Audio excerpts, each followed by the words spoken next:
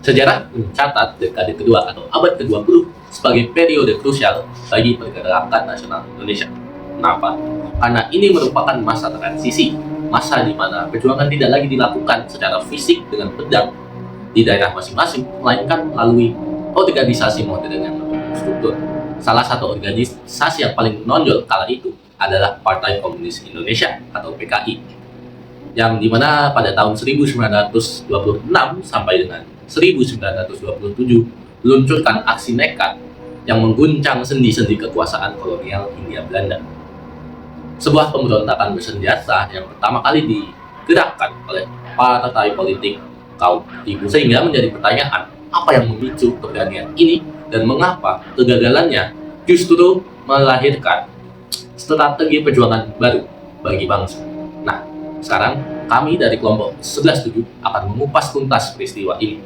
Saksikan. Mari kita kembali mundur ke pertengahan tahun 1920-an. Nah, pada situasi ini, situasi ekonomi dan sosial di Hindia Belanda saat itu sangat bergejolak hebat. Apalagi pasca Perang Dunia I, ekonomi itu memburuk. Pemerintah kolonial menerapkan kebijakannya sangat represif terhadap golongan masyarakat di Indonesia, khususnya kepada masyarakat kecil, atau yang dalam bahasa Jawa itu bisa disebut wong cilik. Nah, ketidakpuasan inilah yang menjadi bahan bakar bagi PKI atau Partai Komunis Indonesia untuk menggalang massa. Namun, ironisnya di dalam tubuh PKI itu sendiri terdapat perpecahan tajam antara dua kubu. Kubu pertama itu dipimpin oleh Musso dan Alimin.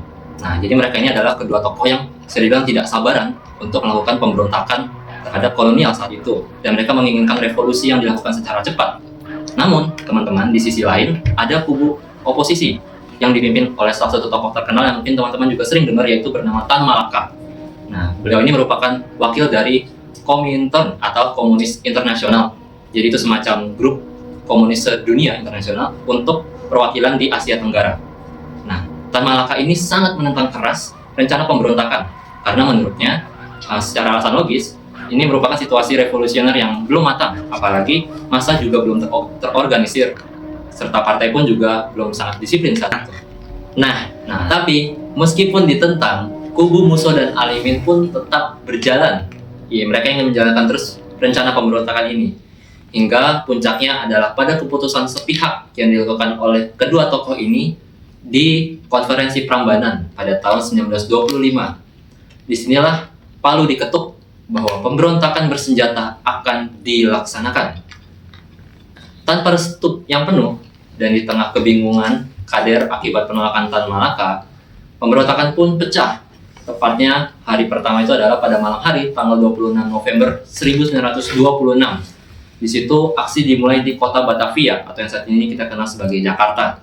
Nah, massa menyerang penjara Glodok, kantor telepon, dan pos polisi di Meester Cornelis atau Jatinegara.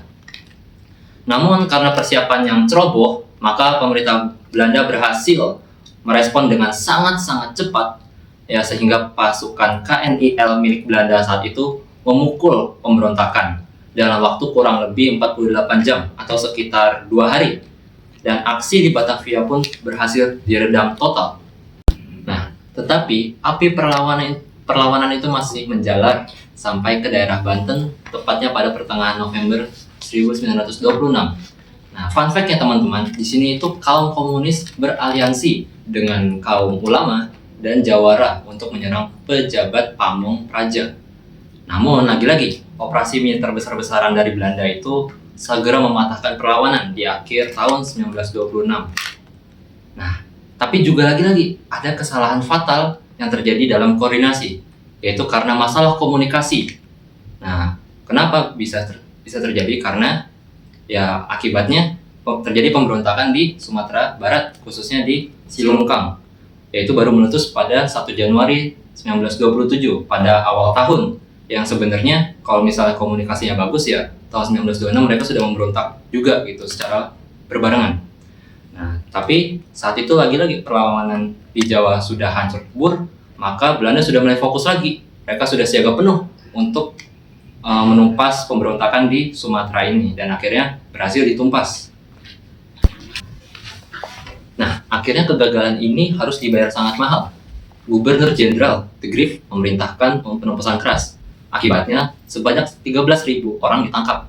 Dan mereka itu bukan hanya anggota partai, teman-teman, jadi juga masyarakat biasa seperti petani, buruh itu juga ikut-ikutan juga tertangkap. Nah, karena penjara di Jawa penuh sesak, itu karena sudah banyak, maka Belanda membuka sebuah camp pengasingan baru di tengah hutan belantara Papua bernama Bovendigul. Sekitar 1.300 aktivis pergerakan dibuang ke sana, dipaksa hidup dengan kondisi alam yang sangat keras dan ganas, serta penuh ancaman penyakit malaria. Oke. Pemberontakan 1926 sampai dengan 1927 berakhir dengan kegagalan total secara militer. PKI hancur dan menjadi organisasi terlarang hingga bertahun-tahun kemudian. Pemerintah kolonial pun menjadi semakin paranoid dan memperketat pengawasan terhadap semua organisasi, termasuk Partai Nasional Indonesia atau PNI. Namun ya, sejarah selalu punya dua sisi. Dari kegagalan ini justru memberikan pelajaran berharga bagi tokoh-tokoh perjuangan selanjutnya. Seperti Soekarno dan Hatta, mereka menjadi sadar bahwa kekerasan yang tidak terorganisir hanya akan membawa kesengsaraan. Peristiwa ini pun mengubah peta perjuangan bangsa dari pemberontakan fisik yang nekat beralih menuju penguatan organisasi massa dan diplomasi politik yang lebih cerdas. Sebuah transisi penting yang telah mengantarkan kita ke gerbang kemerdekaan. Demikian analisis sejarah dari kami. Semoga bermanfaat. Terima kasih telah menyaksikan.